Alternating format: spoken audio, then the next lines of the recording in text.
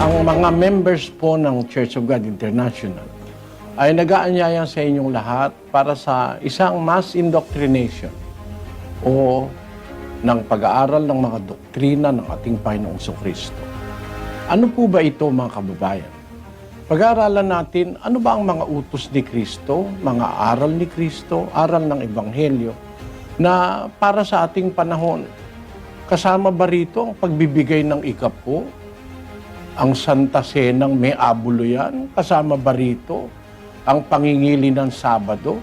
Doktrina ba ng Panginoong Kristo na bawal ang baboy, hipon at iba't iba pa? Nanyayahan namin kayo ng isang buong taus-pusong paanyaya na sana'y pagbigyan ninyo mga kababayan kung kayo po ay mayroong pagnanasang makaalam ng mga aral na tunay na doktrina ng ating Panginoong Kristo. Magandang araw po sa inyo lahat.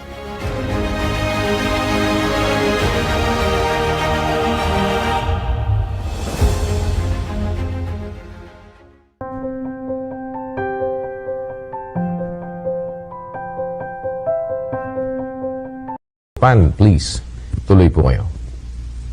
Kapatid na Daniel, salamat po sa Diyos. At kapatid na Eli, narito po si kapatid na Luisa Hapon. Siya po ay isang Roman Catholic at narito po ang kanyang katanungan. Salamat po sa Diyos. Sige po. Sige po. Okay na po. Salamat po sa Diyos at nandito po ako ngayong gabi. Gusto ko lang pong malaman kung pwede po akong umattend muna bago po ako umanib sa inyo, Brother Eli Soriano.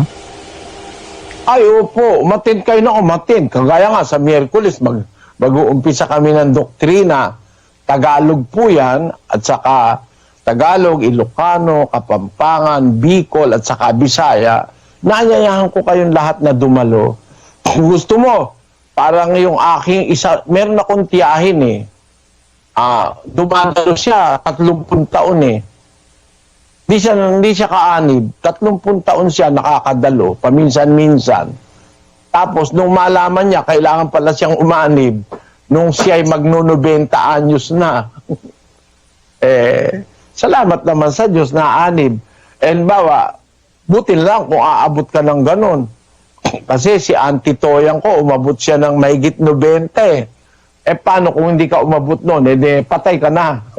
Lalabas, di ka na nga nakaanib. Pero kapatid na Luisa, pwede kang umanib. Pwede kang umanib. Pwede kang dumalo na hindi ka muna umaanib. Mas maganda nga yun eh.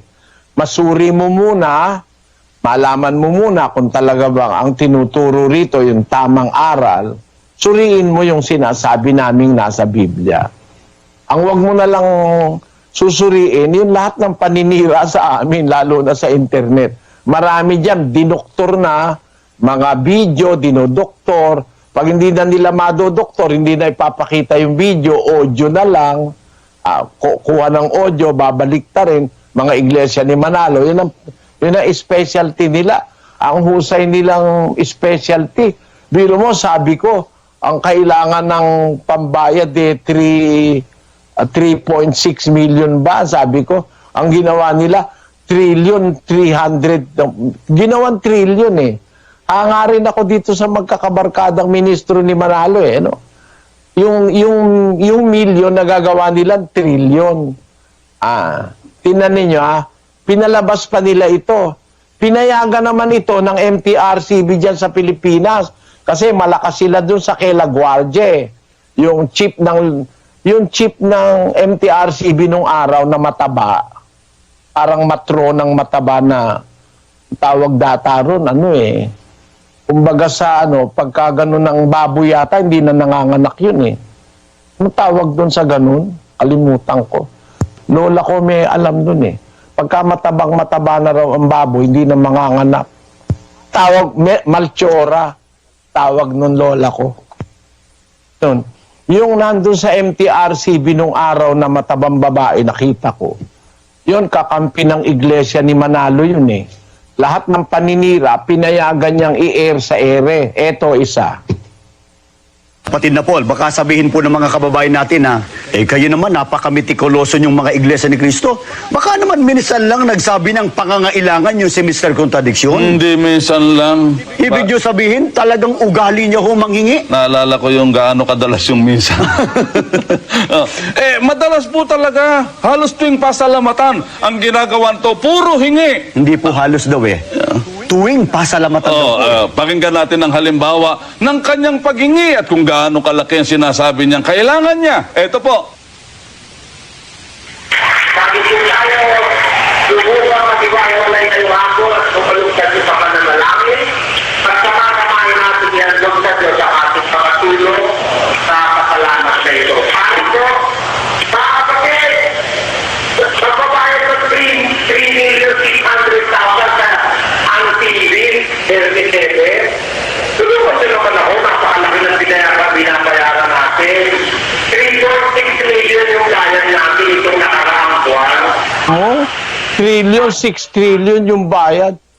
Pero mo, 3.6 million yung babayaran na inilalatag ko sa kapatiran kasi programa ng kapatiran yung nasa UN television. Sabi ko, tulungan nyo ako mga kapatid kasi hindi ko kayang bayaran yun. Abad, yung tape inalis yung video, nilagyan ng audio. Eksperto talaga itong mga walang hiyang ministro ni Manalong ito. Ginawa, 6 trillion. Wala na. Paano ko hingi ng trillion? Ang budget nga ng Pilipinas, wala pang trillion noon eh. Lalabas, malaki pa budget ko kaysa sa budget ng Pilipinas. Kundi ba naman, para mapaniwala lang yung tao na mapasama ako. Kaya yung mga naglalabasan sa internet, karamihan dyan, dinoktor nila eh. No? Kasi ito, mali ka ito. Paano hindi mali? Dinoktor nyo. Inano nyo, inedit nyo. Baka pwede nga nyo dyan, pati nga ang retrato ko, ine-edit eh. Lalagyan ako ng mahabang buhok eh. Kaya hindi nakatakataka yan. Mga kapatid, magsuri kayo, aralan suriin nyo. Pero pagka sa internet kayo magbabata, naku po, tinamaan kayo ng magaling. Kung ano-ano na mga, puro na yan, kasalaulaan na lahat ng nandyan sa, meron pang mga komentarista dyan sa radyo na kung ano-ano pinagsasabi. Nagtataka naman ako, ba't galit na galit sa akin? Hindi ko naman siya kilala, galit na galit sa akin. Wala naman akong ginawang masama sa kanya, no? Siguro, inuupahan siya ng mga iglesia ni Manalo, no? Para magsalita ng masasama. Kasi yun ang sinasabi nila eh. Yung si Kibuloy sinasabi, binabayaran ko raw yung mga tao sa internet para siraan siya. Ba't ko babayaran yung maninira sa'yo? Mga Katoliko yung iba ron. Yung iba yung mga iglesia ni Periol. Ba't ko babayaran yun? Mas mayaman sa akin yun. No? Mga sinasabi nila kontra sa'yo, ba't sasabihin, hindi ba, binabayaran mo ng 500 ang isa para maglagay ng mga paninira sa internet? Ba't ako magbabayad? Wala nga akong pera. Babayaran ko bawat isa ron, dain 500 nun. Maubos ang pera ko kung meron na akong konti. Yun ang paniniwala na inihahasik naman ni Kibuloy. Siguro ako ganun din ginagawa nitong mga ministro ni Manalo na sabagay ako hindi ko sasabihin binabayaran nila eh. Sila mismo ang naninira at ina-adulterate nila yung tape. Napakarain nating halimbawa niyan. Mga tape, mga video, aalisan ng video, lalagyan ng audio, tapos para makapanira. Yan ang kanilang taktika. Kasi ayaw lumaban ni Manalo ng diskusyon noong araw ko pa. Pero 20 taon yata, magda-20 taon na, mula nung hamunin ko si Manalo. Buhay pa noon si R.D. Manalo. Sabi ko, tigilan nyo na yung mga demanda kayo ng demanda, kung ano-ano pinagsasabi nyo sa radyo at saka sa telebisyon. Magdiskusyon na lang tayo, iranyo, sabi ko. Hindi naman, ayaw nila, sabi nung kanila ministro, ano ang sagot ka ng tagapamahalang pangkalahatan? Eto. Kaya nga, sabi ng ating tagapamahalang pangkalahatan, ang sinasabi sa iyo, Mr. Soriano. Sandali ha. Oh. May hamon si Soriano, ang gusto niyang makalaban ang kapatid ni Eranio Manalo. Anong sagot ng kapatid ni Eranio? Ang sabi sa iyo, ganito, Soriano, patunayan mo muna, makipagdebate ka muna sa Papa ng Iglesia Katolika at maglalating ka nga, sabi sa iyo, at saka tatanggapin yung hamon mo sa tagapamahalang pangkalahatan ng Iglesia ni Cristo. Pag hinarap ka ng Papa sa Roma, haharapin ka na rin ng tagapamahalang pangkalahatan sa Iglesia ni Cristo. Ayan ang sagot. Bago raw siya makilaban sa akin ng diskusyon, debate, diskusyonin ko muna yung Papa sa Roma. Nung panahon na yun, Papa sa Roma, may sakit na. Walang awa ito sa kapwa. Iba namang may sakit na palapit na nga mamatay nun si Papa John Paul II, di ba? May Parkinson's disease na noon mga 2005,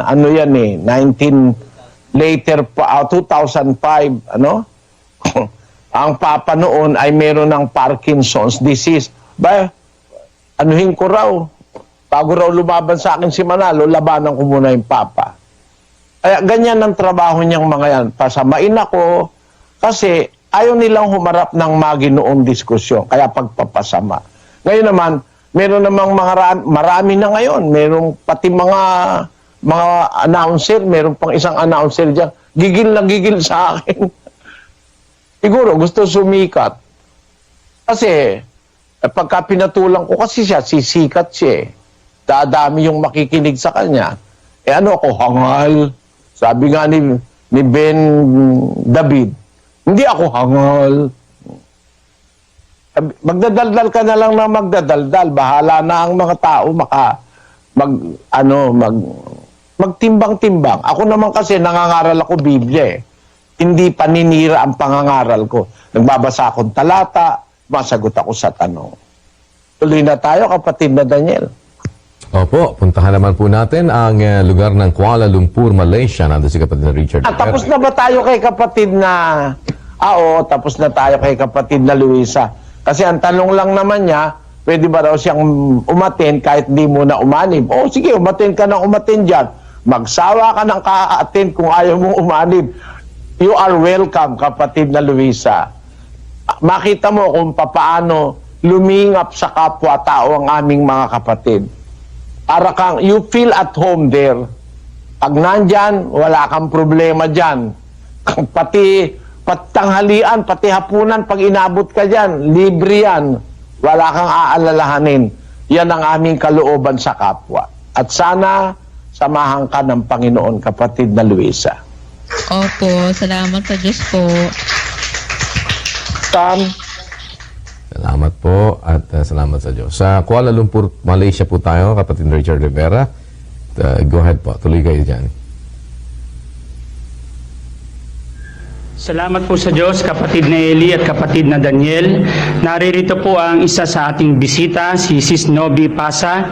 Siya po ay isang Katoliko at narito po ang kanyang katanungan.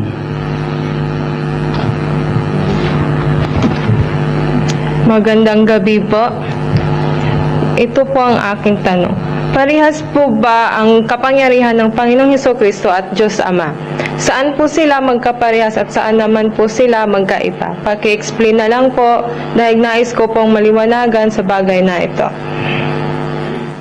Alam mo, salamat kapatid na Nobia, no? Una-una, alam ko kaya mo sino tinatanong kasi sabi Katoliko ka. Ang aral kasi ng Katoliko, magkapareho lang daw yung ama't anak. Walang pagkakaungusan. Yun ang tinatawag nilang doctrine of Trinity. Yung Trinidad. Basahin nga natin, kapatid na Daniel. Ito po sa kanilang lathala, ang pananampalataya ng ating mga ninuno na isinulat ni James Cardinal Gibbons. Nasa pahina 8 po ito, ang pinagpalang Trinidad. Iniaaral ng Iglesia Katolika na may isang Diyos lamang. Sa isang Diyos na ito'y may tatlong iba't ibang persona, ang Ama, ang Anak at ang Espiritu Santo, na tunay na pantay-pantay at walang pagkakaungusan. Ewan ko kung ikaw ay Tagalog, kapatid na, kapatid na Novi. Pero yung salitang walang pagkakaungusan, malalim na Tagalog yun eh. Ang kahulugan ng hindi nagkakaungusan, ibig sabihin, perfectly sila na pantay-pantay. Pantay-pantay sila, perfectly. Yun ang basahin natin sa English version niyang The Faith of Our Fathers, Brother Daniel. Opo, ito po ang Paragraph. In this one God, there are three distinct persons, the Father, the Son, and the Holy Ghost, who are perfectly equal to each other. Ayan, sabi nila, they are perfectly equal to each other, the Father, the Son, and the Holy Ghost. Yan ang doktrina ng Katoliko. Pero mali yan sa Biblia, kapatid na Novi. Huwag ka magagalit, Katoliko ka. Mali sa Biblia ang doktrina ng Katoliko na pantay-pantay lang daw yung Ama, Anak, at Espiritu Santo. Meron silang pagkakapareho. Pero hindi sila pantay-pantay na perfectly equal. Bakit? Ang sabi ng Panginoong Jesus sa 14:28 ng Juan, Narinig ninyo kung paanong sinabi ko sa inyo, papanaw ako at paririto ako sa inyo.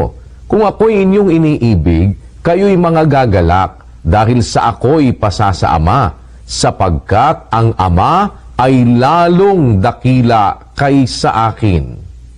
ang liwanag pasasama ako. Kasi ang Ama lalong dakila kaysa akin. Sa English, Ye have heard how I said unto you, I go away, and come again unto you. If ye loved me, ye would rejoice, because I said, I go unto the Father, for my Father is greater than I. My Father is greater than I.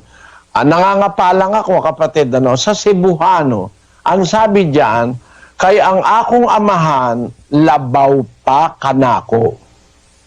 Mas powerful yung Ama doon sa anak.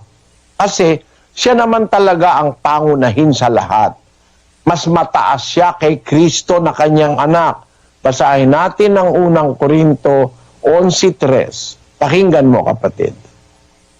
Datapot ibig ko na inyong maalaman na ang Pangulo ng bawat lalaki ay si Kristo, at ang Pangulo ng babae ay ang lalaki, at ang Pangulo ni Kristo ay ang Diyos.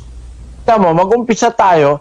Ang babae, ang Pangulo ng babae, lalaki. Kaya higher and in authority ang lalaki kaysa sa babae. Ang Pangulo naman ng lalaki ay si Kristo. At ang Pangulo naman ni Kristo ay ang Diyos. So tama ang sabi ni Kristo na ako'y pasa sa Ama sapagkat ang Ama ay lalong dakila kaysa akin. Ngayon, sa tanong mo, kapatid, saan sila magkaparehas? Magkaparehas sila, pare-pareho silang espiritu. Yung Diyos Ama, espiritu yon. Siya ang nanganak doon sa anak. Yung tinatawag na anak ng Diyos, ay ipinanganak siya ng Diyos sa espiritu. Ang Ama mismo ang nanganak sa kanya. Diyan nga tumutol yung iglesia ni Manalo sa Guagua sa akin eh. Ano mo ikasinabing nanganak ang Ama? Lalaki yun. Sabi ko, ikaw pala ka ako eh. Ang alam mo lang nanganganak, babae eh. Ako meron akong alam, nanganganak, lalaki eh. Kagaya halimbawa noong seahorse. Yung seahorse, lalaki yon. Pero ang lalaki ang nanganganak. Ang lalaki nagbubuntis. At pagka nanganak, ang dami. Pinakita pa nga yan sa Ayan nanganganak yung lalaking seahorse. Ang ipapanganak niya, mga seahorse din, Ayan, male seahorse. Nanganganak siya. Alam mo, kapatid na Novi, ang Diyos Ama nanganak at ang ipinanganak niya ay ang kanyang anak ng nasa kalagayang espiritu. Yung ipinanganak ni Maria, yun yung katawang tao, yung laman, yung katawan na tao ng Panginoon Kristo. Pero ang ipinanganak ng Ama ay espiritu rin. Kasi espiritu yung nanganak na Ama. Basahin natin sa 4:24 ng 1. Ang Diyos ay espiritu at ang mga sa Kanya'y nagsisisamba ay kinakailangang magsisamba sa espiritu at sa katotohanan. Ayun, ang Diyos na Ama ay espiritu yan. Ayun, kung siya espiritu, nanganak siya. Basahin natin ang awit 2:7. Aking sasaysayin ang tungkol sa pasya. Sinabi ng Panginoon sa akin, ikaw ay aking anak. Sa araw na ito ay ipinanganak kita. Ang sabi ng Diyos sa Panginoong Hesus, sabi ng Panginoong Hesus, aking sasaysayin ang tungkol sa pasya.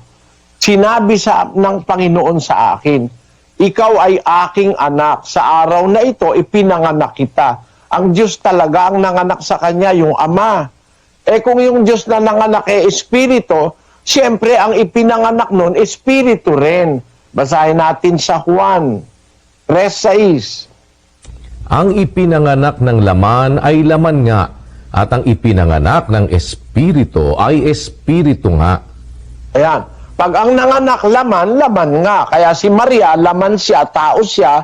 Ang ipinanganak niya, tao, yung katawan. Pero, ang ipinanganak ng espiritu, espiritu rin yun. Yung Ama, espiritu, nanganak. Ito hindi tinuturo ni Manalo Hindi nila itinuturo na yung Ama mismo nanganak. Bakit nanganak? Kasi nung umpisa, nasa sinapupunan niya ang kanyang anak. Basahin natin ang 1:18 ng Juan.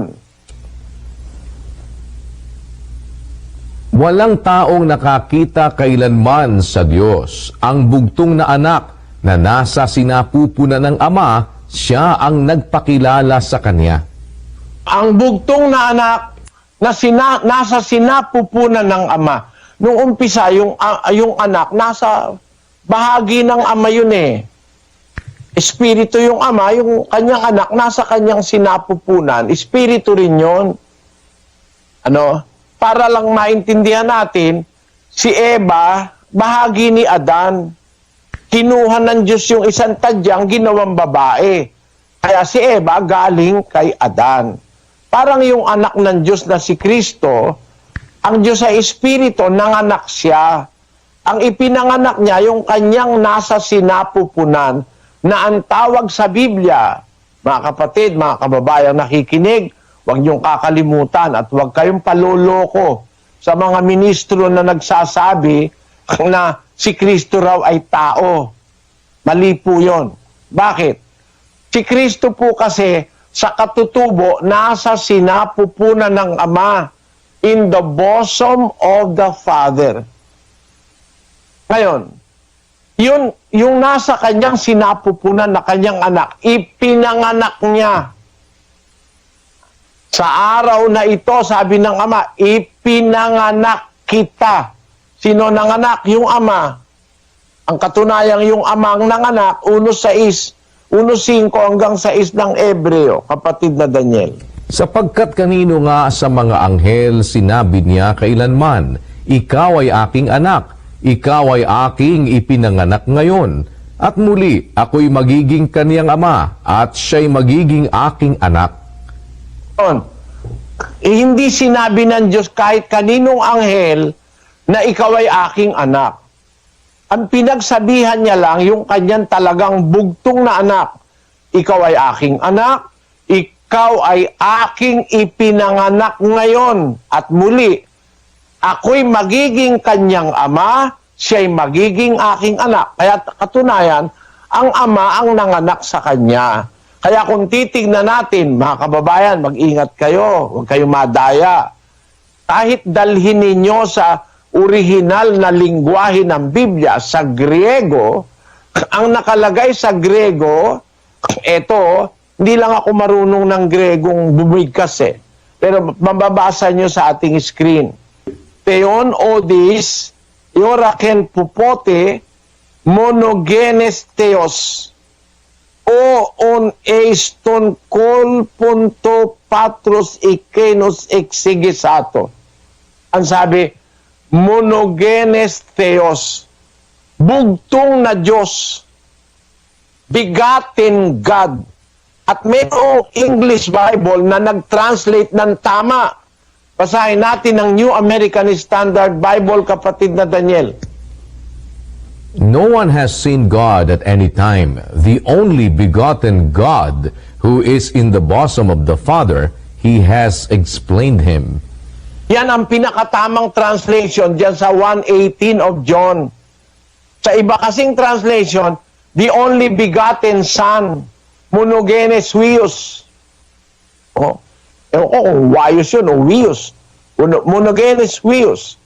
Pero, ang sabi sa Biblia, no man hath seen God at any time. The only begotten God. Ilo mo, begotten God. Talagang Diyos si Kristo. Tama naman yun kahit saan mo sintido hanapin Nanganak tao, tao'y pinanganak. Nanganak ang kambing, anak, kabayo? Mali. Pag ang kambing nanganak, anak kambing din. Pag nanganak ang baka, anak baka rin. Pag nanganak ang tao, anak tao rin. Pag nanganak ang Diyos, Diyos ang anak.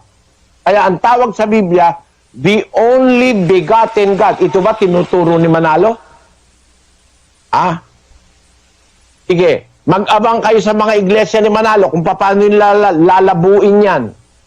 O, yung mga iglesia ni Manalo tik-tik, sabihin mo doon sa amo mo. Bakit sa Greek ang nakalagay, the only begotten God? At sa Greek sabi, monogenes theos. At di nyo tinuturo na ang Diyos Ama ng anak. Kasi pag tinuro nyo, mapapamalian yung aral nyo na si Kristo tao lang. Kasi, ang pinanganak ni Maria, tao Tama naman, ang pinanganak ni Maria, tao. Nagdalang tao si Maria bakit? Katawan yun Doon sa katawan na yon, doon lumakip yung espiritu na anak ng Diyos. Kaya sa Biblia, dalawa ang nababasa Anak ng Diyos, anak ng tao.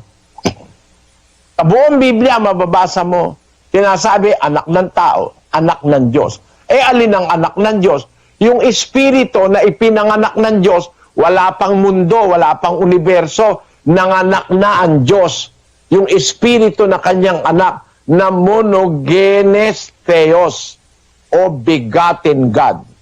Nung isugo niya sa lupa ang kanyang begotten Son o begotten God, nung isugo niya, kinailangang mangaral, magkaroon ng katawan tao. Yung katawan tao naman na yun ang ipinaglihi at ipinanganak ni Maria. Kaya ang tawag doon, anak ng tao. Ayun. Yun, hindi tinuturo ni Manalo yon at ng iglesia ni Manalo na ang Diyos Ama ng anak, nasa Biblia yan. Pagkatapos niyang manganak, sabi niya, ikaw ay aking ipinanganak ngayon. At muli, sinabi niya uli, ako'y magiging kanyang ama. Siya'y magiging aking anak. At yan nangyari, wala pang mundo. Na ipanganak na ng ama si Kristo. 17:5-24 ni Juan. Pakinggan nyo. At ngayon, Ama, luwalhatiin mo ako sa iyo rin ng kaluwalhati ang aking tinamo sa iyo bago ang sanglibutan ay naging gayon.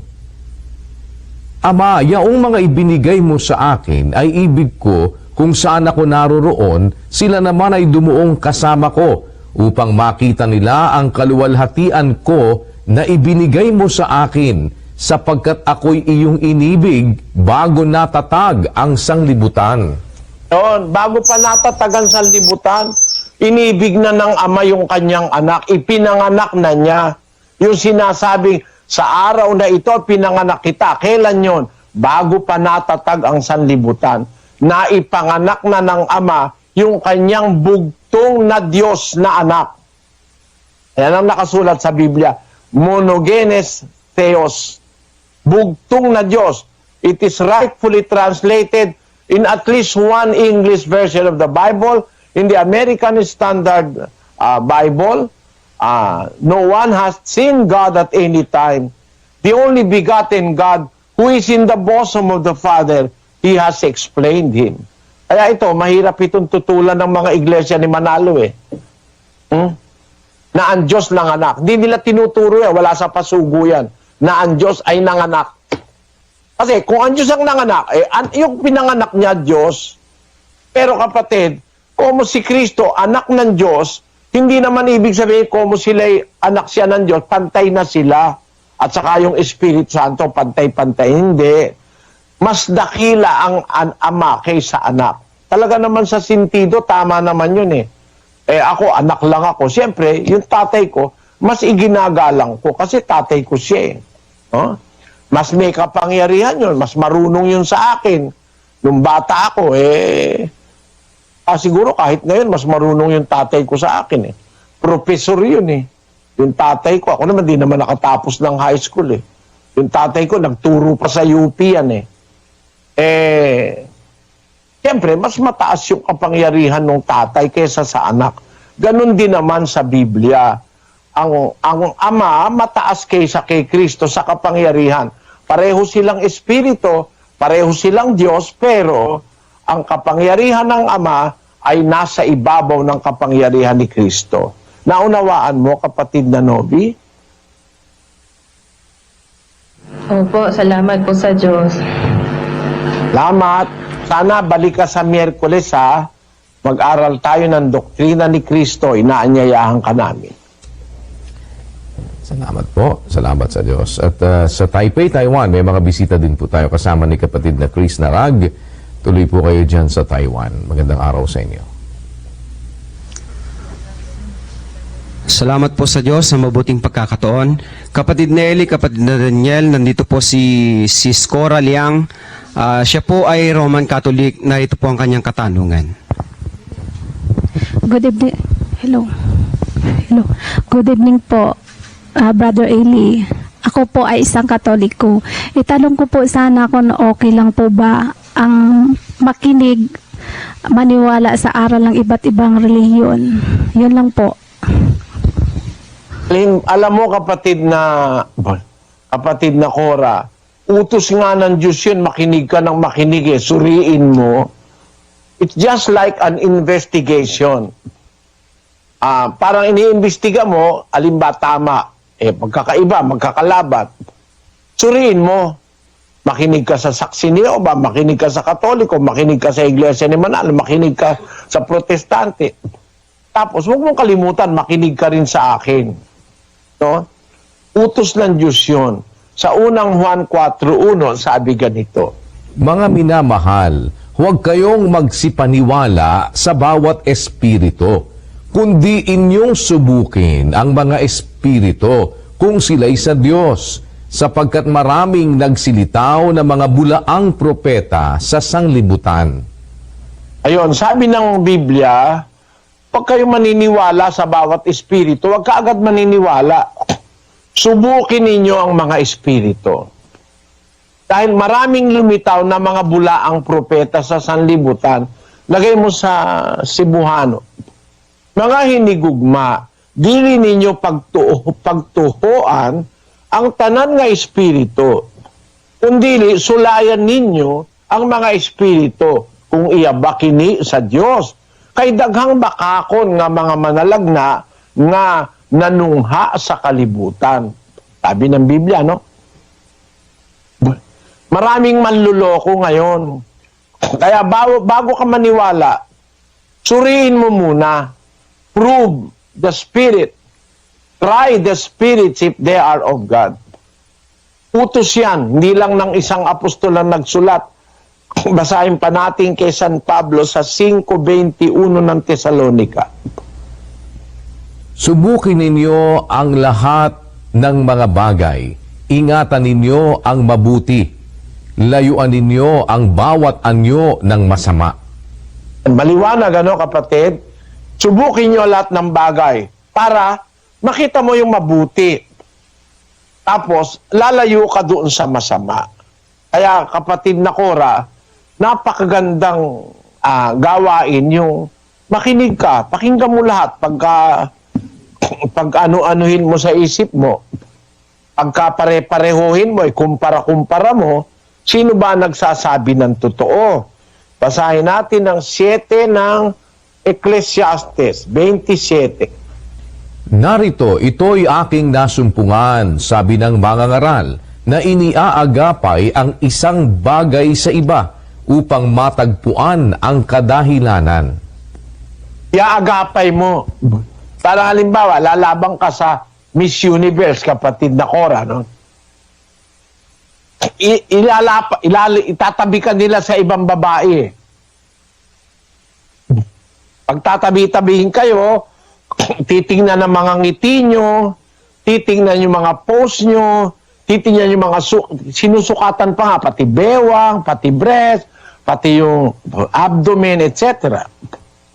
Pinagkukumpa-kumpara kung sino talaga yung papasa sa standard ng judges. Yun ang tatanghaling Miss Universe. Kagaya ni Pia, no? Kababayan natin. Nung araw, si Gloria Diaz. Hindi Gloria Arroyo, ha? Iba yun. Maganda si Gloria Diaz. Tapos, si Margarita Moran, Pilipina rin yan. Naging Miss Universe din yan. Ngayon, meron tayong bagong Miss Universe noong 2018. Si Catriona Gray. Miss Universe din. Yan, bago tinanghal na Miss Universe, pinagtabi-tabi muna sila. Yan, mas maganda yan, puro maganda. Ang mga relihiyon ngayon, pag pinatabi-tabi mo, ang papangit nung iba lukuhan dayaan. May mamamatay tao. May mga relihiyon na kampi-kampi. Kampi-kampi sa eleksyon. May pinapatay ng mga tao dahil sa mga kampi-kampi. Ang mga relihiyon. Ang papangit Pero kahit na pangit, kasi naman, ako pangit din naman ang itsura ko pero yung aral ko, sa Biblia yon. Hindi pangit yun. Binabasa ko sa Biblia yon. Ngayon, kung uusapan natin, aral, pagtabi-tabihin mo yung aral. Huwag mong pansinin yung paninira. Halimbawa, may sinabi kong mali laban sa iglesia ni Manalo, huwag mo nang pansinin yun. O may sinabi silang mali laban sa akin, huwag mo nang pansinin yun. Ang pansinin mo yung aral nila. Tama ba na si Kristo tao lang? Tama ba na si Kristo tao, si Manalo naman anghel? No? Yon. Pagkukumpa-kumparahin mo yung aral para makita mo ang totoo. Kaya doon sa tanong mo, halimbawa, inimbitahan ka namin, punta ka, kapatid. At maligaya kami pag naimbitahan ka namin.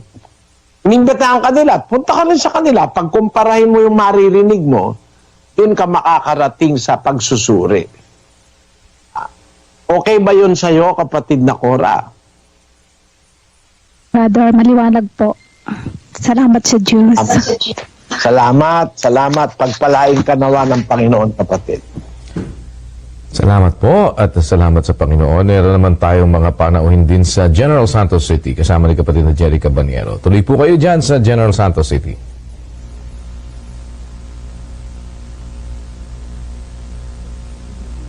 Kapatid na Jerry, wala tayong audio. Paki-check natin yung ating technical side. Wala po tayong naririnig dito. Pwedeng pakiulit. Try po natin ulit. Kapatid na Eli, kapatid Sige, na Daniel, sa dako po ng General Santos City, na dito po ating panahuin, si kapatid na Eli Alamin. Narito po ang kanyang tanong. Good evening, Brother Daniel, Brother Eli. Good evening. I hope you're good health always. Napakaganda ng mga aral mo sa sanglibutan. At isa na ako doon na nakasubaybay sa mga aral mo. Ngayon, mayroon lang akong konting clarification sa nabasa ko rin at sa mga aral mo. Ganito yon. Nung ang Diyos nakipagsalita sa kanyang mga anak doon sa Israel sa pamagitan ni Moses, may aral doon na hindi talaga yun siya ang Diyos. Yon sa papangitan ng mga anghel. Yon ay nakikita doon sa New Testament ata yon na yung mga salita ng Diyos sa Old Testament sa pamagitan sa kay Moses, yun ay dinadala ng mga anghel. Sa makatuwid, hindi narinig talaga ang salita ng Diyos doon sa Old Testament.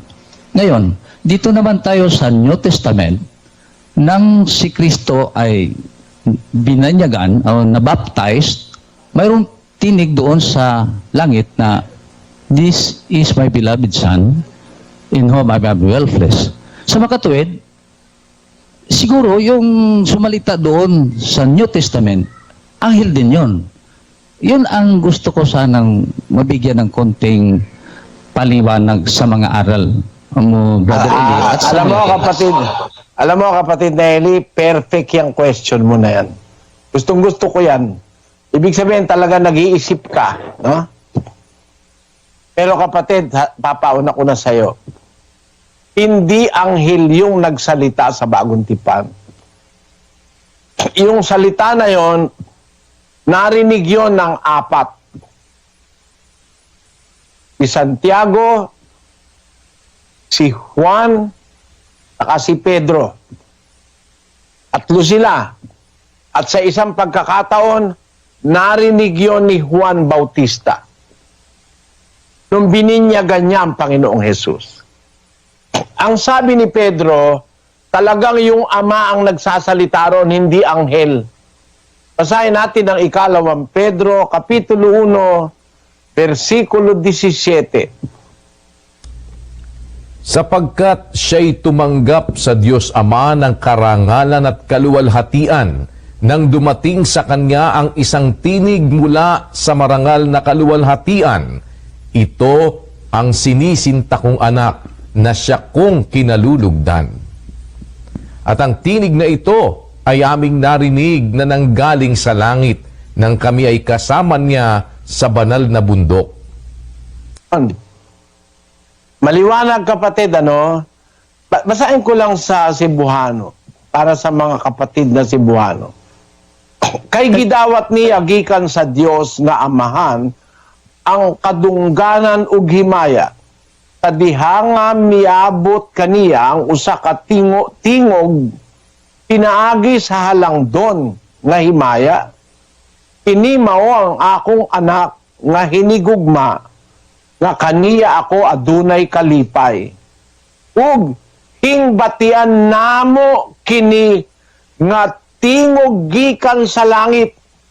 Sa didto kami uban kaniya sa bukid nga balaan. Sabi ni Pedro, narinig namin ang tinig na ito na mula sa langit. Hindi lang si Juan, si Pedro at saka si Santiago nakarinig. Kasi noong araw na tatlo sila ron narinig nila yun . Pero bukod dun sa pangyayari na yon na tatlo sila, mabuti basahin muna natin yung Mateo 17, versikulo 1. At pagkaraan ng 6 na araw ay isinama ni Jesus si Pedro at si Santiago at si Juan na kapatid niya, at sila'y dinalang bukod sa isang mataas na bundok. At nagbagong anyo siya sa harap nila, at nagliwanag ang kanyang mukha na katulad ng araw, at pumuting tulad sa ilaw ang kanyang mga damit. At narito, napakita sa kanila si Moises at si Elias na nakikipag-usap sa kanya. At sumagot si Pedro at sinabi kay Jesus, Panginoon, mabuti sa atin ang tayo'y dumito. Kung ibig mo, ay gagawa ako rito ng 3 tabernakulo. Isa ang sa iyo, at isa ang kay Moises, at isa ang kay Elias. Samantalang nagsasalita pa siya, narito ang isang maningning na alapaap ay lumilim sa kanila. At narito ang isang tinig na mula sa alapaap na nagsasabi, ito ang sinisinta kong anak na siya kong kinalulugdan, siya ang inyong pakinggan. At nang marinig ito ng mga alagad, ay nangasubasub sila at lubhang nangatakot.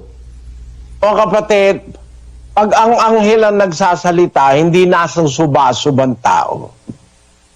Nagsalita ang anghel kay Moises, hindi nasubasub si Moises. Nagsalita siya kay Gideon, hindi nasubasub si Gideon. Nagsalita siya kay Solomon, yung anghel, hindi nasubasub. Pero ito, yung 3 apostol, nasubasub lahat. Narinig nila mula sa langit. Ang katunayang hindi ito salita ng anghel, kapatid, kasi yun ang punto ni kapatid na Eli eh. Hindi ito salita ng anghel. Uulitin ko sa iyo ang 17:5. Samantalang nagsasalita pa si Pedro, siya, narito ang isang maningning na alapaapay lumilim sa kanila at narito ang isang tinig na mula sa alapaap na nagsasabi, ito ang sinisinta kong anak na siya kong kinalulugdan. Siya inyong pakinggan. Yung phrase o yung sentence, ito ang sinisinta kong anak na siya kong kinalulugdan, walang pwedeng magsalita nun. Hindi pwedeng sabihin ng anghel yun. Ang ama lang ang may karapatang magsabi nun. Si San Pablo ang may sabi niyan. Sa Hebreo 1:5. Sapagkat kanino nga sa mga anghel sinabi niya kailanman, ikaw ay aking anak, ikaw ay aking ipinanganak ngayon, at muli ako'y magiging kanyang ama, at siya'y magiging aking anak. Ayon, kanino sa mga anghel sinabi niya kailanman, ikaw ay aking anak? Wala nga siyang pinagsabihang anghel nun eh, na ikaw ay aking anak eh. Eh sino nagsasalita? Eh di yung ama, at hindi niya yun sinabi kanino mang anghel. Kanino niya yun sinabi? Eh di kay Kristo. Kaya nung nagsabi siya, ito aking anak, siya mismo nagsasabi, hindi ang anghel. Nakita mo yun, kapatid na Eli? Siya mismo nagsasabi noon, hindi ang anghel. You got the point? Nakuha ang point. Maganda. Salamat. Okay. Solve. Salamat sa Diyos, kapatid. Sa Diyos ang kapurihan para sa bagay na yan. Kasi, hindi niya sasabihin, hindi pwedeng ang anghel ang magsabi nun eh. Walang ibang magsasabi nun kundi ang ama. At walang ibang pinagsabihan nun kundi yung anak. Gusto mo, bibigyan pa kita ng isang talata. 5:4, 5 ng Hebreo. At sino man ay hindi tumatanggap sa kanyang sarili ng karangalang ito, liban na kung tawagin siya ng Diyos na gaya ni Aaron. Gayon din si Kristo man ay hindi nagmapuri sa kanyang sarili upang maging dakilang saserdote, kundi yaong sa kanya ay nagsabi, ikaw ay aking anak, ikaw ay aking naging anak ngayon. Yun, maliwanag, ano? Hindi nagmapuri si Kristo sa ganang kanyang sarili upang maging dakila siyang saserdote, kundi yaong sa kanya'y nagsabi, ikaw ay aking anak. Eh sino yun? Eh di ang ama, ikaw ay aking naging anak ngayon. Hindi yan pwedeng sabihin ng anghel. Ang magsasalita lang niya nung ama. Ama lang.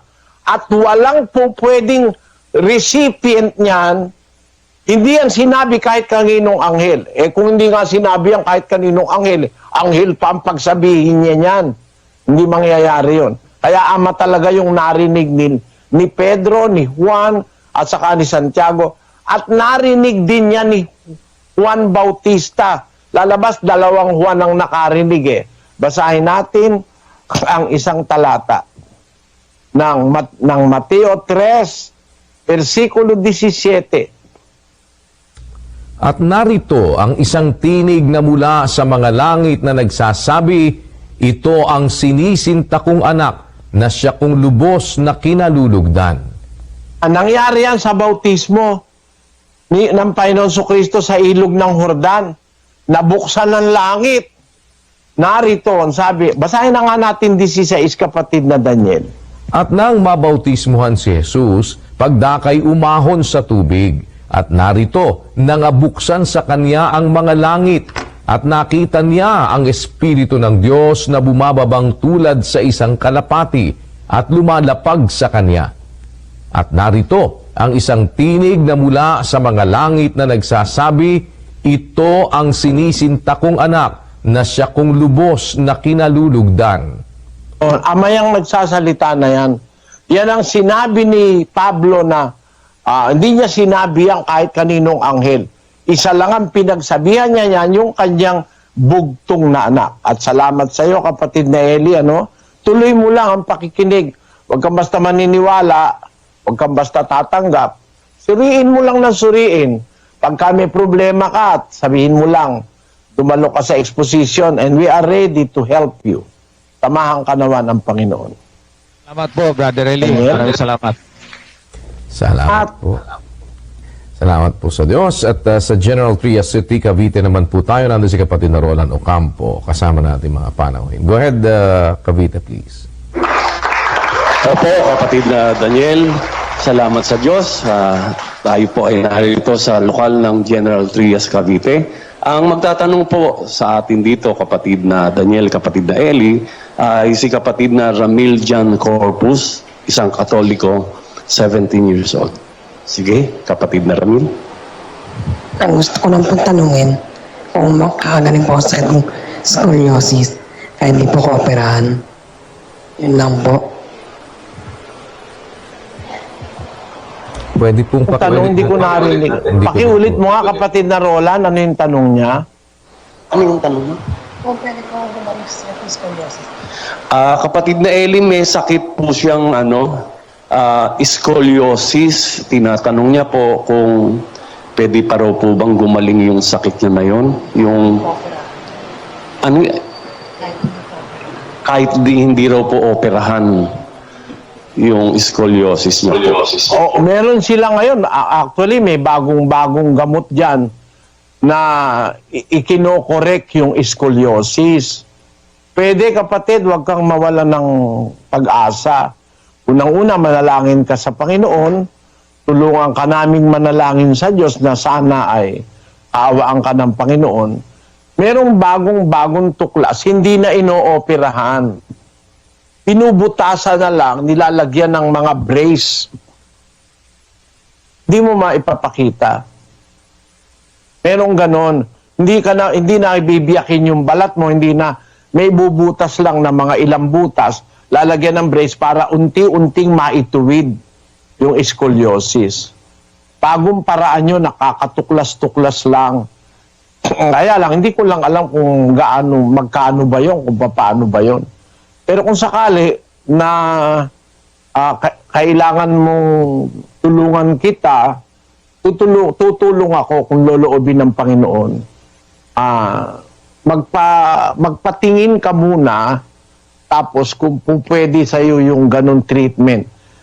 Kung kasi hindi naman masyadong malala pa yung scoliosis mo, pwede yan, kapatid, na nakukuha yan sa therapy na siya physical therapy.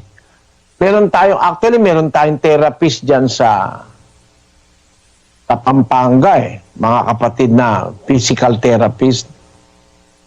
Kaya mo, patulungan kita, kapatid na Roland, patulungan nyo siya na mai-rekomenda dun sa ating mga kapatid na doktor.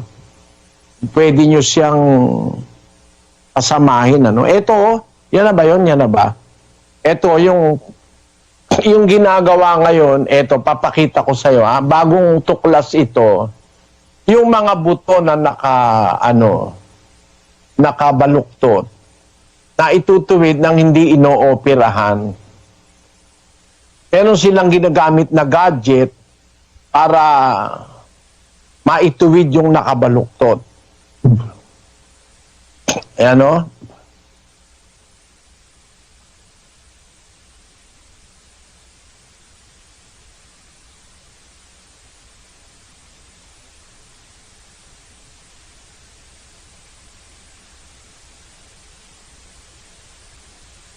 Meron palang kapirasong sugat na gagawin.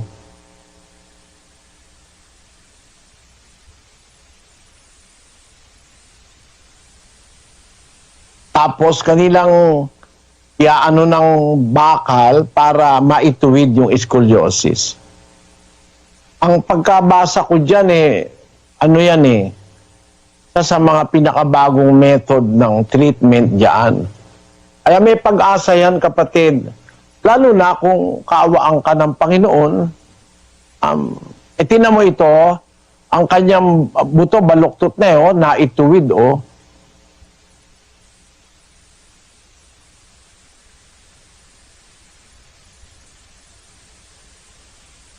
Yan.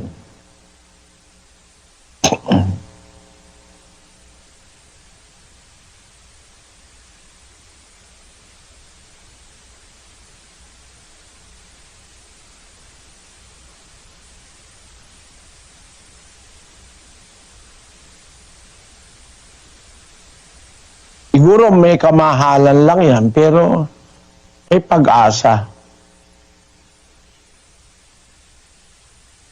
Manalangin ka sa Panginoon, kapatid, at mingi ka ng awa.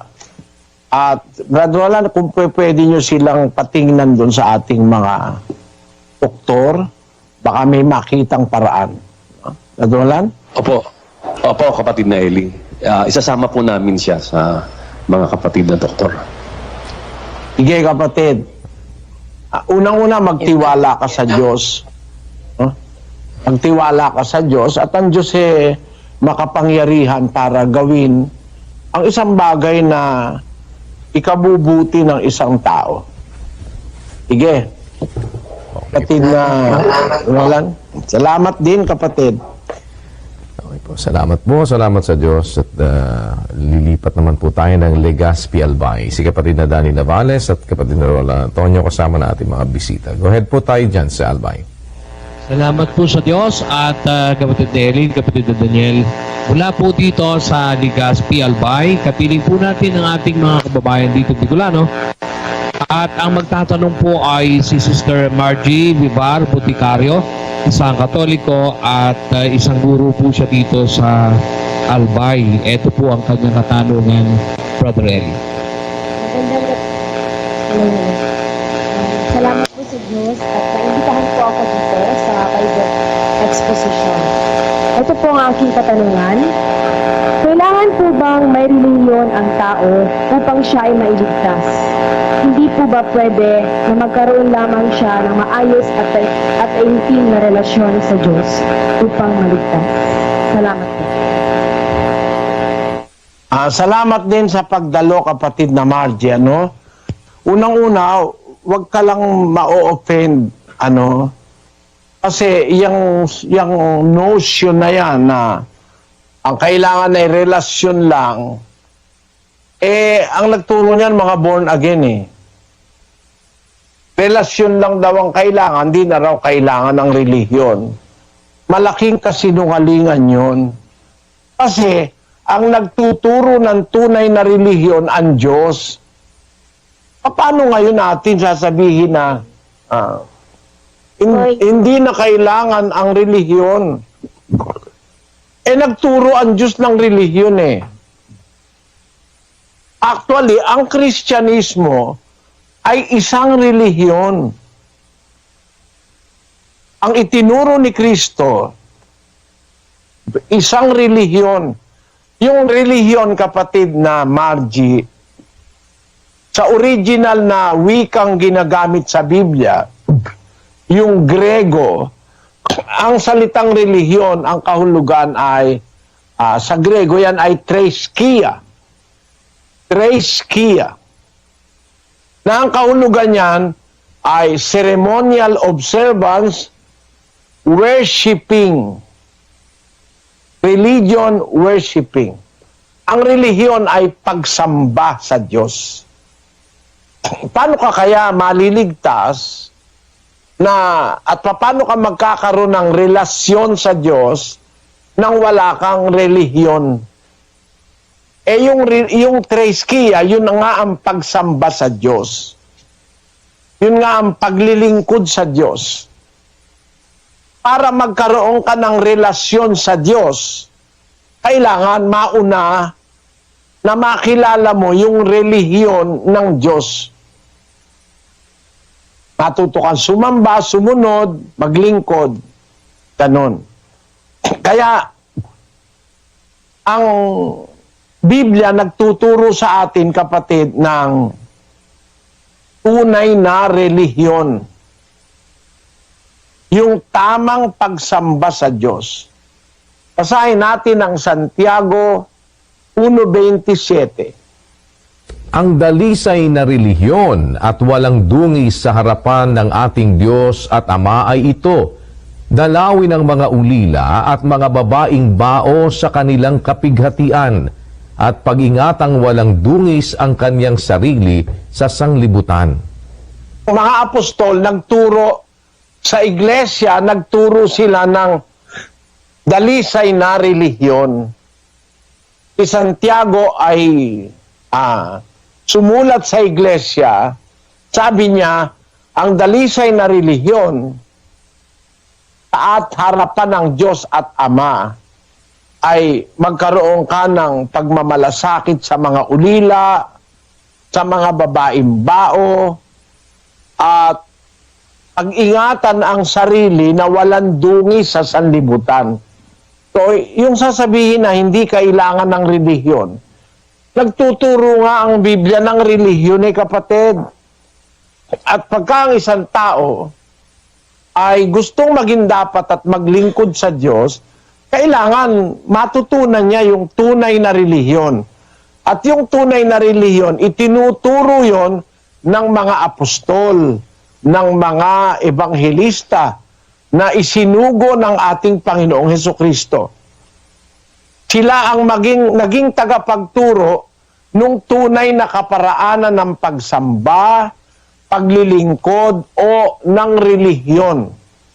Kapatid, para sasabihin natin nga hindi kailangan, ba't maituturo ng mga apostol kung hindi kailangan? Illogical, ituro mo ang isang bagay na hindi kailangan sa kapal ng Biblia tapos hindi naman pala kailangan, ituturo mo. Ang mga apostol, lahat ng kanilang turo, utos ni Kristo yon. 14:37 ng unang Korinto. Kung iniisip ni man na siya'y propeta o ayon sa Espiritu, ay kilalanin niya ang mga bagay na sa inyo'y isinusulat ko na pawang utos ng Panginoon. Nang isinulat ng mga apostol, pawang utos ng Panginoon. Sinulat nila relihiyon. Hindi naman pala kailangan. Pero kasi mga born again, gano'n sabi, hindi kailangan na ikarelihiyon. Kasi para sa born again, ang isip nila ang relihiyon yung iglesia. Ano? Hindi raw kailangan na iglesia. Kaya tawag nila sa kanila, hindi iglesia, born again . Pero alam mo, kapatid na Margie, pati yung iglesia, kailangan yun . Tinayo nga ni Kristo yung iglesia . Tapos sasabihin ng born again, hindi raw kailangan. Kailangan daw relasyon. Panlulokong diretsahan sa kapwa yun . Salita yun ng hindi nakakaintindi ng Biblia. Ito ang anak ng Diyos. Ito ang Diyos Ama. Nagtayo ng iglesia. Tapos sasabihin mo, hindi kailangan. Hindi kailangan na relihiyon. Ang kailangan lang relasyon. Maling pananampalataya. Wala sa Biblia. Kasi ang nasa Biblia, ang itinayo ng Diyos na iglesia, mahal niya. Minahal din ni Kristo. 5 ng Epeso, basahin natin ang versikulo 25. Mga lalaki, ibigin ninyo ang inyong asawa, gaya naman ni Kristo na umibig sa iglesia at ibinigay ang kaniyang sarili dahil sa kanya. So Kristo, inibig niya ang iglesia at binigay niya yung buhay niya dahil sa iglesia. Yung mga pastor ng born again na nagsasabi hindi kailangan na reliyon, para sa kanila hindi na kailangan na iglesia. Sa lagay, nagtayo ang Diyos ng iglesia at inibig naman ni Kristo, tinubos niya ng kanyang dugo, para sa pastor ngayon, hindi na kailangan. Kung hindi isang dakot na kalukuhan ang pinagtututuro. 20:28 ng Gawa.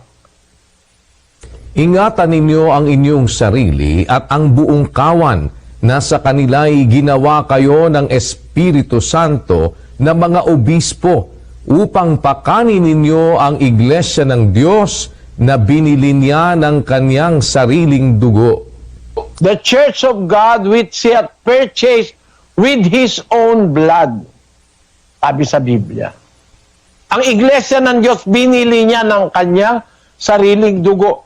Eh yun ba ngayon ang hindi na kailangan? Eh, binili nga ng dugo ni Kristo eh. Ano ba naman itong mga born again na to? Oh? Maghunos dili naman kayo na hindi raw kailangan na iglesia. Ang isa dyan, yung si Pat Robertson. Yun naman ang ginaya ng mga pastor ng born again dito sa Pilipinas. Eh tinan mo sabi ni Pat Robertson. Dito po sa kanilang ang sagot, si Pat Robertson sa pahina 80-81, sa tanong na kailangan ba akong sumapi sa iglesia para maligtas? Ang kanilang sagot, para maligtas, kailangang tanggapin si Jesus bilang Panginoon at tagapagligtas. Walang ibang paraan. Ang pagpasok sa iglesia ay hindi makapagliligtas. Pagpasok sa iglesia, hindi makapagliligtas. Pag mali ang iglesia, mapapahama ka. Pero yung minahal ni Kristong iglesia, ay ibinigay niya ang kanyang buhay para doon. Sabi mo, walang kailangan, di na kailangan. Maling aral yan ni Pat Robertson ng 700 Club. Kilala nyo si Pat Robertson, yun yung nagsasalita sa telebisyon sa 700 Club. Ayan, no? Hindi raw kailangan ng iglesia. Paano ngayon yan? Eh, nagtayo ang Diyos ng iglesia. Eh, hindi mo na kailangan. Tinayo ng Diyos, ba't hindi mo na kailangan? Bakit? Kasi, ayaw mo ng iglesia. Ayaw mo rin ng relihiyon. Ang gusto lang, tanggapin lang si Kristo. Eh, paano ba pagtanggap kay Kristo? Basahin natin ang isang talata ng Juan 12:48. Ang nagtatakwil sa akin at hindi tumatanggap sa aking mga pananalita ay mayroong kapatid na Margia, no? Sabi ni Kristo, ang nagtatakwil sa akin at hindi tumatanggap sa aking mga pananalita. Pagka pala, hindi mo tinatanggap ang salita ni Kristo, tinatakwil mo si Kristo. Para matanggap mo si Kristo, kailangan tanggapin mo yung kanyang salita. Eh siya nagsabi na may iglesia. No? Eh paano mo tatanggapin si Kristo? Ayaw mo tanggapin yung salita niya. Ayon kay Kristo, pag itinatakwil mo yung kanyang salita, hindi mo tinatanggap, hindi mo siya tinatanggap. Ang nagtatakwil sa akin, hindi tumatanggap ng aking mga salita, mayroong hahatol sa kanya, isang hahatol sa kanya. Ang salitang aking sinalita, siyang sa kanya'y hahatol sa huling araw. Tingnan mo kapatid na Margie, dapat pala para tanggapin mo si Kristo, tanggapin mo pati kanyang salita. Hindi ka pwedeng maging Kristiyano pag si Kristo lang na pangalan ng tatanggapin mo. Dapat tatanggapin mo pati kanyang salita, yung aral niya. At isang malaking bahagi ng aral ni Kristo, yung pagiging kaanib sa iglesyang totoo. Yan ang dapat ninyong maintindihan mga kababayang born again. Huwag kayong paloko sa mga pastor. Sasabihin, hindi na kailangan ng relihiyon. Ang kailangan relasyon. Paano ka magkakarelasyon kung hindi ka magiging bahagi noong sinasabi sa Biblia na iglesia na kinaroroonan ng mga taong lingkod ng Diyos? Ando ng mga apostol, ando ng mga propeta, ando ng mga guro, ando ng mga ministro, ando ng mga diakono, ando ng mga obispo sa iglesyang totoo sa Biblia. Ang Diyos lahat ang naglagay nun. Paano ka magkakarelasyon kung di ka sa mga apostol, sa mga propeta? Pakinggan mo sa unang Juan 1:3. Yaong aming nakita at narinig ay siya rin naming ibinabalita sa inyo upang kayo naman ay magkaroon ng pakikisama sa amin. Oo, at tayo ay may pakikisama sa Ama at sa Kanyang Anak na si Hesukristo. At ang mga bagay na ito ay aming isinusulat upang ang ating kagalakan ay malubos. Tamo kapatid na Margie, sabi ng mga alagad, yung nakita namin, yung narinig namin, alam mo yung narinig nila, de yung aral ni Kristo. Ibinabalita namin sa inyo yon para magkaroon kayo ng pakikisama sa amin. magkakaroon tayo ng relasyon sa mga apostol. At tayo'y may pakikisama sa ama at sa kanyang anak. Magkakarelasyon tayo sa ama at sa anak pagka nagkarelasyon tayo sa mga apostol. Paano tayo nagkakarelasyon sa mga apostol? Pagka tinatanggap mo yung kanilang narinig at nakita na kanila namang isinulat. O, basahin natin sa English, kapatid na Daniel. That which we have seen and heard declare we unto you, that ye also may have fellowship with us. And truly our fellowship is with the Father and with the Son, Jesus Christ. And these things write we unto you, that your joy may be full. Ito ng fullness of joy ng isang Kristiyano, that you may have fellowship with the apostles and that we may have fellowship with the Father and His Son. Ulit-ulitin mo, kapatid, ikaw naman po ay maestra, naiintindihan mo ito. Sabi ng mga alagad, which we have seen and heard. Yung aral na nakita nila at pinangaral at narinig nila, pinangaral ni Kristo, declare we unto you, that ye may have fellowship with us. Magkakarelasyon ka sa mga apostol. And our fellowship is with the Father and with the Son. Kaya, ang relasyon na nabubuo, pag tinanggap mo yung salita, na isinulat ng mga apostol, makakaugnay ka nila. Tapos, makakaugnay mo ang ama at ang anak kasi sa ama at sa anak nanggaling yung mga salita na itinuro at isinulat ng mga apostol. Pag nakarelasyon mo sila, masasama ka sa iglesia na itinayo ng Diyos sa pamamagitan ni Kristo. At pag nandun ka sa iglesia na itinayo ng Diyos sa pamamagitan ni Kristo, doon ngayon magkakaroon ka ng pakikisama sa ama at sa anak. Kasi ang iglesia, kapatid, ay institusyon ng ama yan eh. Iniutos niya kay Kristo na itatag yan dito sa lupa. It is the institution of God on earth to make us citizens of heaven. Parang isang isang pamantasan ng Diyos na nasa lupa para mag-qualify ka to be a citizen of heaven o maging dapat ka sa Diyos sa pamamagitan ng mga aral at mga turo ng relihiyong itinuro ng mga apostol. Para ngayon sabihin ng kahit na sino na hindi na kailangan ng relihiyon para maligtas. At kung consider mo sa Biblia, ang relihiyon pala, yung treskia, pagsamba pala yun sa Diyos, paglilingkod sa Diyos. Paano ka maliligtas kung hindi ka maglilingkod at di ka sasamba sa Diyos? Sana naunawaan mo po, kapatid na Margie.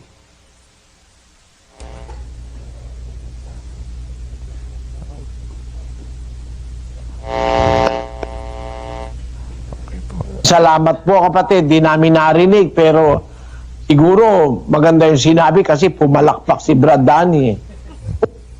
Sige po. Inarinig eh. Yung audio nyo dyan, defective sa yung inyong linya. Kapatid na Daniel, meron pa isa eh. Apo, meron pa po. At salamat po sa inyo dyan sa lugar na yan ng Legazpi Albay. Puntahan muna po Nayayaan kita, kapatid na Margie. Nayayaan kita, kapatid na Margie, para makita mo lang na yung talagang tanong mo, yung kabuuan ng sagot. Dumalo ka po sa ating mass indoctrination. Pag-aaral ng aral ni Kristo, pag-uumpisa po yan sa Miyerkules a 12. Yan sa lugar nyo, meron dyan. Lahat ng mga local churches ng Church of God sa buong Pilipinas at labas pa ng Pilipinas sa Asia. Kung saan may mga Pilipino, po pwede kayong makisali at sana ay dumalo po kayo. Inaanyayahan namin kayo. Brother Daniel? Opo, at kunin po natin itong ating mga panauhin sa Angeles City, Pampanga. Kapatid na Rick Erese, tuloy po kayo. Opo, salamat po sa Diyos, kapatid Nelly at kapatid na Daniel. Ang magtatanong po ay si kapatid na Dennis Pangilinan. Ito po ay isang Katolik at 46 years old. Narito po siya para makapagtanong sa inyo, kapatid Nelly. Salamat po sa Diyos at gandang gabi po sa iyo, Brother Eli. Ito lang po ang aking katanungan. ano po bang dapat gawin ng isang kapatid nating natisod, lalo na sa mga kapatid natin sa pananampalataya? Kailangan bang magpa-apekto sa kapatid nating na nakatisod? At ano pong may advice nyo para hindi manginaan ng loob ang isang kapatid? Yun lamang po. Kapatid, yung pagkatisod sa iglesia, kung saan man, pero kung ang pag-uusapan natin, yung tunay na iglesia sa Biblia, marami kasing iglesia nga hindi naman tunay eh. Pero kung sa loob mismo ng iglesyang totoo, pagka tayo naturuan ng aral ng pagmamahal sa kapatid, hindi ka na matitisod eh. Sa unang Juan 2:10, ganito nakasulat. Ang umiibig sa kanyang kapatid ay nananahan sa liwanag at sa kanya'y walang anumang kadahilanang ikatitisod. Matitisod yung walang pag-ibig sa kapatid. Pag may pag-ibig ka sa kapatid, di ka matitisod eh. Kasi, mahal mo siya eh. And di ba, pagka meron kang taong mahal, kahit magkasala sa'yo, di ka naman natitisod. Anak mo, tatay mo, nanay mo, kaibigan mo, mahal mo, kahit nagkamali, pinapatawad mo eh. Kaya ang lunas sa pagkakatisuran, pag-ibig. No? Kasi, ang sabi, ang umiibig sa kanyang kapatid nananahan sa liwanag at sa kanya'y walang anumang kadahilanang ikatitisod. O di walang matitisod pagka may pag-ibig sa kapatid. At isa pa ay doon sa Pedro, ganito naman ang sabi ng apostol na si Pedro sa 1:10 ng ikalawang Pedro. Kaya mga kapatid, lalong pagsikapan ninyo na mga panatag kayo sa pagkatawag at pagkahirang sa inyo, sapagkat kung gawin ninyo ang mga bagay na ito, ay hindi kayo manatitisod kailanman. Hindi ka na matitisod pagka nagsisikap kang maging panatag sa pananampalataya, sa tinutungkol mo sa Diyos. Kagaya ako, kapatid, naanib ako sa iglesia ng Diyos, 55 taon na nakakaraan. Marami akong pinagdaanan na nakakatisod. Merong nangutang sa akin, hindi na nagbayad. Tapos tumigil na, hindi na umalis na sa iglesia. Merong kapatid na niloko ako kasama sa iglesia, nagsamantala ako, mutiwala ako, hindi ako nag-iimbestiga. Malaman lamang ko, ninanakaw na pala yung abuluyan ng iglesia. Hindi ko alam. Hindi rin alam ni kapatid na Daniel. Kasi, naman kami, may tiwala naman kami sa kapwa. Ayun, nung makita namin, marami na palang ninakaw, patago, na yung credit card ng iglesyang ibinigay ng bangko, nag-withdraw. Naiwan sa amin yung utang. Ako nagbayad. Mahigit 11 milyon. Itiniwalag namin yon. Nagpunta sa iglesia ni Manalo. Nung itiwalag namin. Pumunta sa iglesia ni Manalo. Tapos ilang panahon lang, dinimanda ako ng rape. Yung tao na yon. Yun ang iginanti sa amin kasi tiniwalag namin siya. Napulot siya nung mga taong gustong-gusto akong igiba. Ayun, ginamit siyang kasangkapan para idemanda ako ng rape. Pero 11 milyon ang dinispal ko nun. Hawak ko hanggang ngayon ang resibo ng bangko. Yun mga katitisuran sa tao yun Pag siguro ikaw ang ginawa ng ganon, baka kung makapatay ka pa ng tao Pero kung may aral ako ng Diyos na sinusunod, panatag naman ako sa aking ginagawa, hindi naman ako nag-iiba. 55 taon na akong nagbabasa ng Biblia, meron na akong mahigit na 50 taon nangangaral, mula nung ako'y 19 anyos, nangaral na ako. 73 na ako ngayon, nangangaral pa rin ako. Awa ng Diyos, di naman ako natitisod kahit kanino. kahit gawan pa ako ng masama. Unang-una, pag may pag-ibig ka, hindi ka matitisod. Mahal mo ang Panginoon mong Diyos, mahal mo ang Panginoon Kristo. Ba't ka matitisod para lumayas ka o kaya ikay tumigil? Bahala na yung iba, magkasala, bahala sila. Basta't ikaw, magpatuloy ka.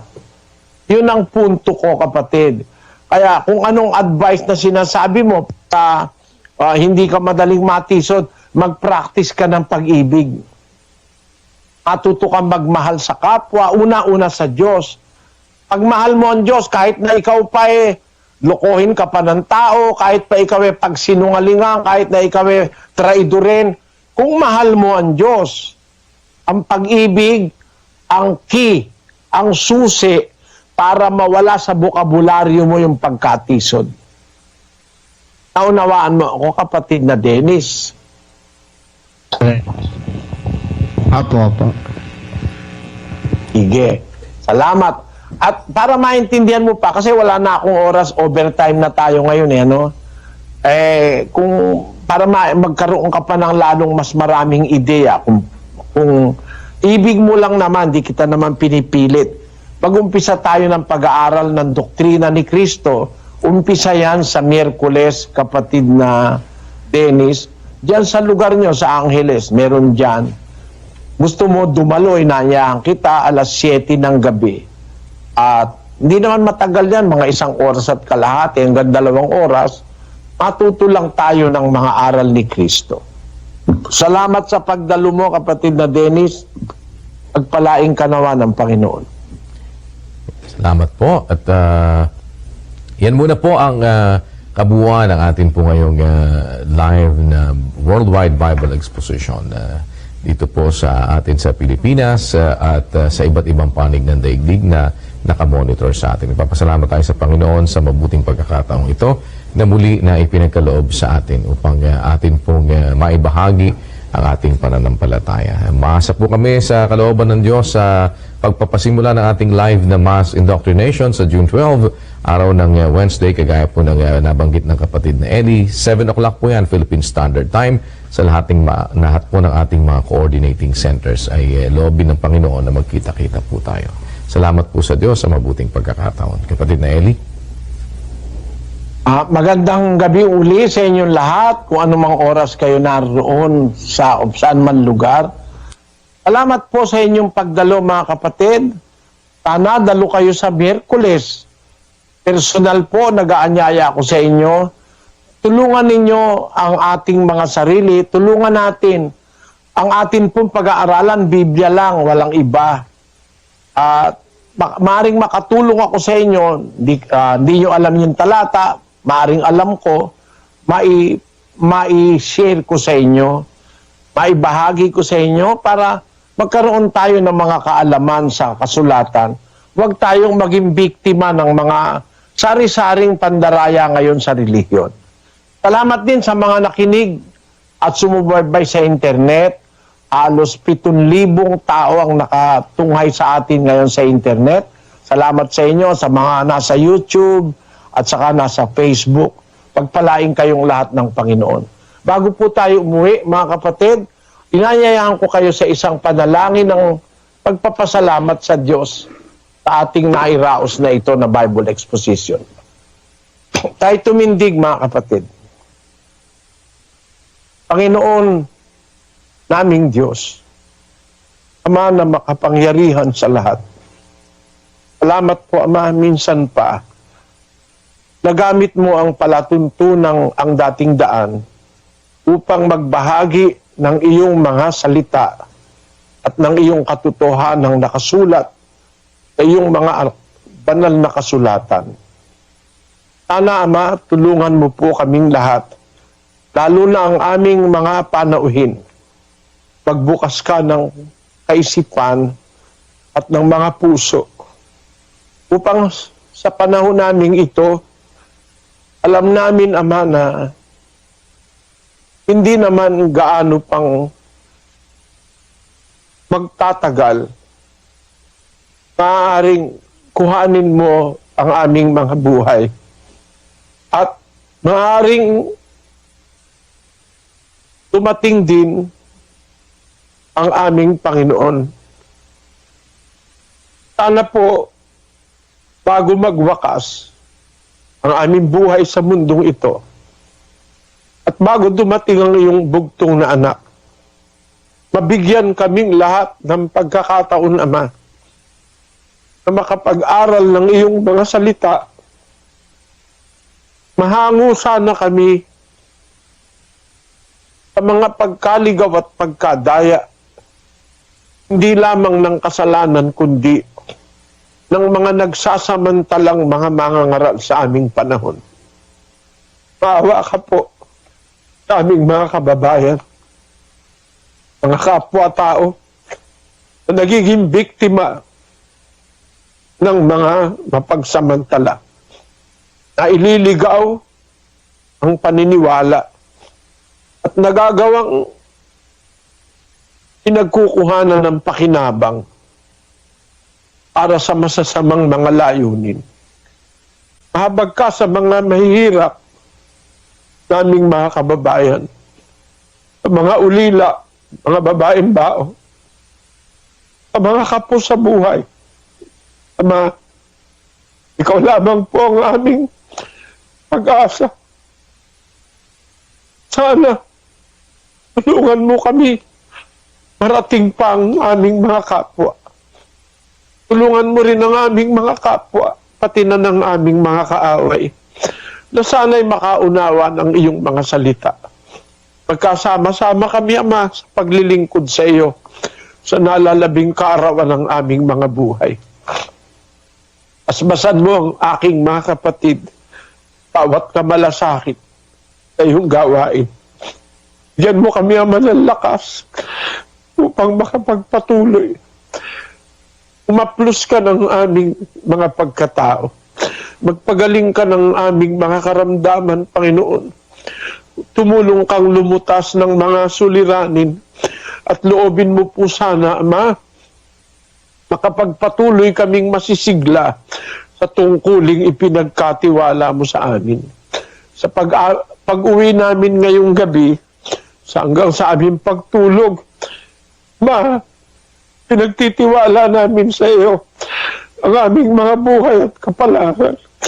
Bahala ka na po, Ama, na mag-ingat, lalong-lalo na sa aming mga anak at sa aming mga musmos.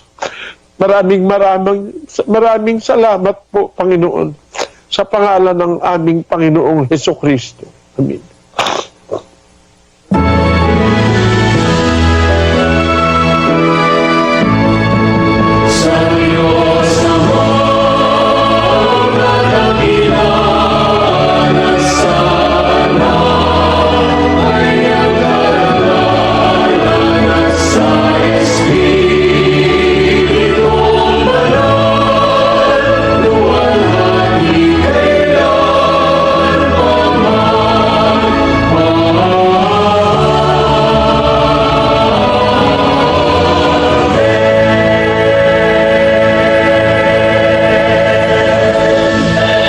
Naway tanggapin natin muli ang basbas, ang patuloy na pagkukupkop ng Ama na nasa mga langit.